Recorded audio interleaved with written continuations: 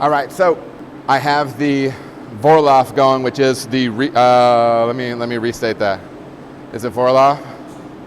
Or, yeah, Vorlauf. Vorlauf in German roughly is recirculation. So I have the Vorlauf going right now, recirculating the wort from the bottom of the mash tun through the mash screen back up to the top, with the point of setting that grain bed and getting that wort to run clear or grain free.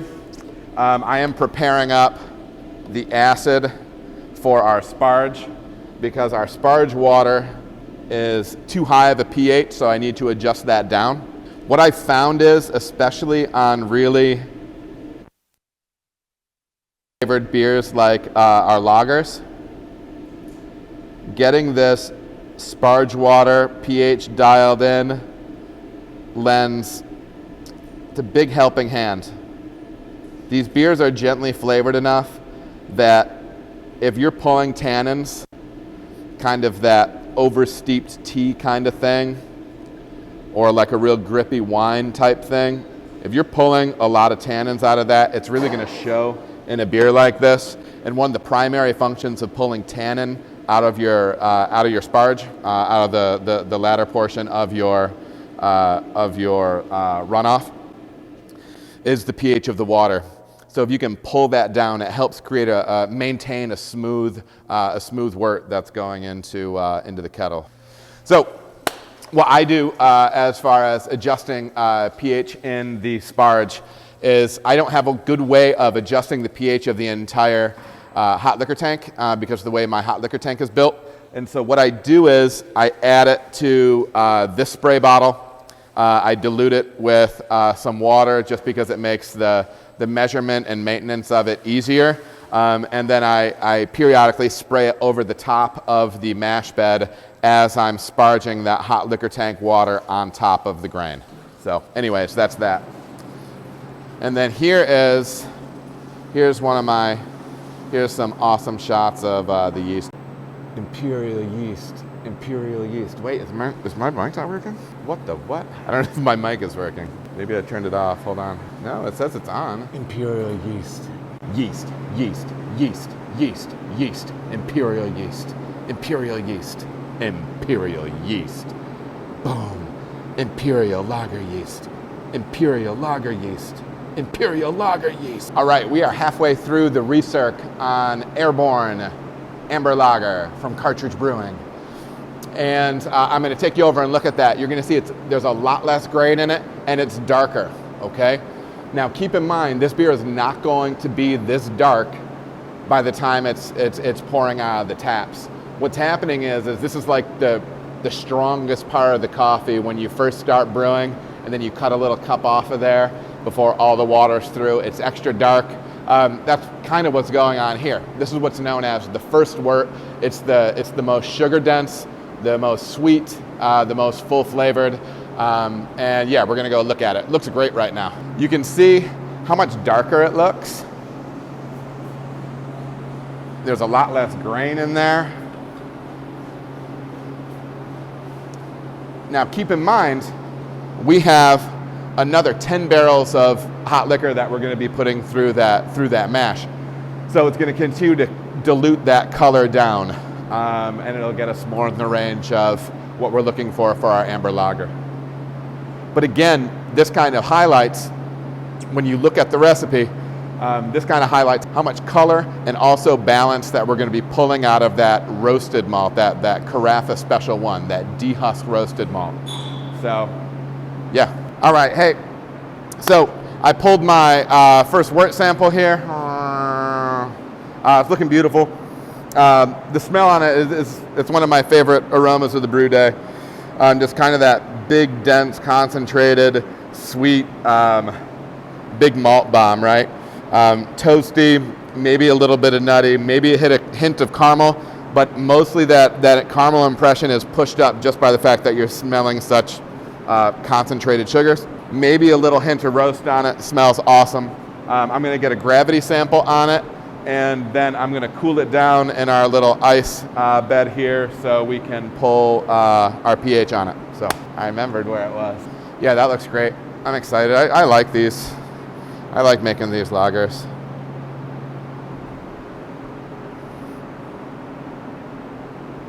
We're looking at about 18, 19 bricks, which is great. I'm going to let this set for a little bit. Check it again in a few minutes. Wait for that to balance out. But I do know that we've had conversion and we're ready to move on. I'm going to ice this. I'm also going to see if I can make UC in here.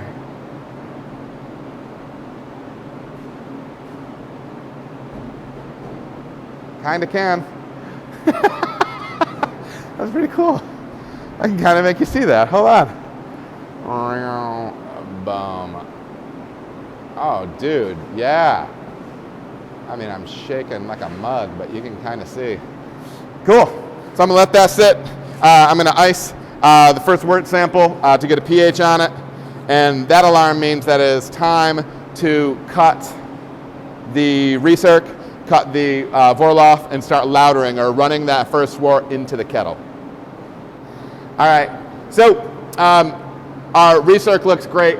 The temperature on our mash was low 150s, 151 where we want it. I don't know if you can only see part of my face or all of my face.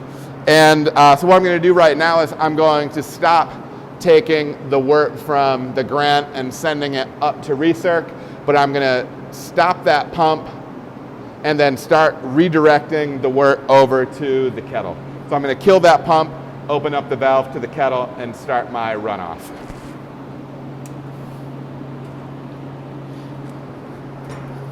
This is part of the process that's really just done by feel. I'm going to slow that down a hair.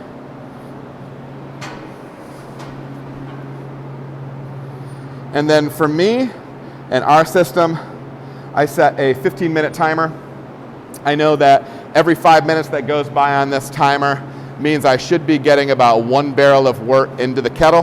So that's just how I track that. I have notes on my brew log for that. And that's what that's going to be. So what I'm going to do is I'm going to try to give you some footage of this beer running off into the kettle. Some sideways. You can see it running off at the bottom of the camera there, bubbling in there, kind of filling up that wreath. It's almost brown right now. It's a real dark amber, but that additional water that we're going to be sparging with is going to be cutting that color. All right, so we're about to start the sparge, which is where we're taking water from the hot liquor tank and spraying it back up on top of the mash bed.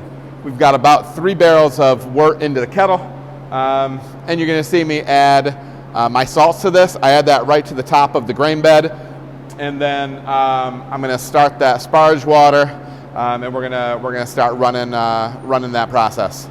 So follow me. Everything is over here.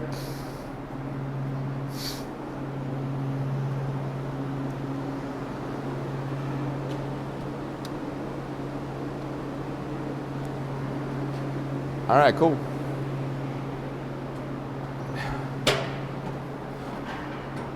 All right, I'm going to zero out my flow meter because I want to measure the amount of water that I am sending to the sparge ring, which I'm opening up right there. I'm spreading the salts over the top of the grain bed, and then I'm going to start sparging.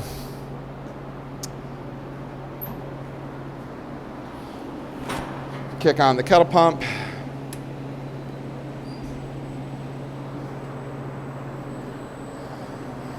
Check my flow meter, make sure that's working appropriately. It is. You might be able to hear some of that spraying start to happen up here. I do like to run a couple barrels of wort off before I start sparging. I know people can talk about oxidation and different things by exposing the top of the mash bed.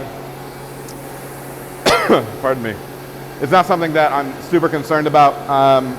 Read some interesting research that was done at CBC a few years ago as far as talking about kind of maximizing the mash efficiency and richness of wort that you're extracting to the kettle. And this was one of the techniques they talked about, of running some of the most dense wort off first and then starting your sparge.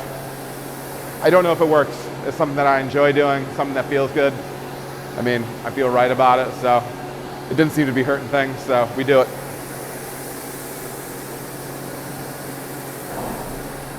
All right, we've got that grain bed covered up now with sparge water. I'm gonna slow it down a little bit. And then this is when you're gonna hear this ridiculous squeak. I am gonna start spraying some of this diluted acid on top of the mash bed periodically. I have it ratioed out on my brew log. How many gallons of sparge water need to be hitting the mash bed in order for me to hit it with 5 ounces of diluted acid. Again, diluted acid, so don't come at me in the comments about 5 ounces for every 60 gallons. 5 ounces is 75% food grade phosphoric acid. It's diluted, baby. Just take it easy.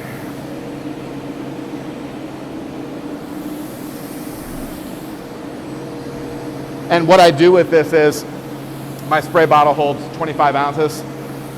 I divide my mash water, my sparge water. I divide my sparge water by 5. So for this, I know every 60 gallons of sparge water that I have to use, I have to get through 5 ounces of this diluted acid.